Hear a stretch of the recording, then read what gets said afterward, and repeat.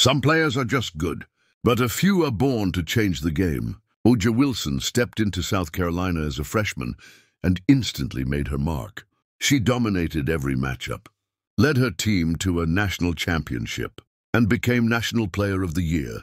In 2018, she entered the WNBA as the #1 overall pick. And from day one, she lit up the league, winning Rookie of the Year and becoming the heart of the Las Vegas Aces. But the real test came in the playoffs. The pressure, the expectations. And Wilson didn't just show up. She took over. Her energy, her defense, her unshakable mindset.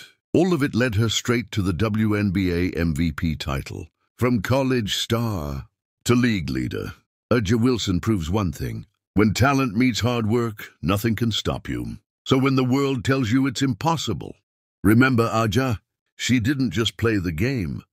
She changed it.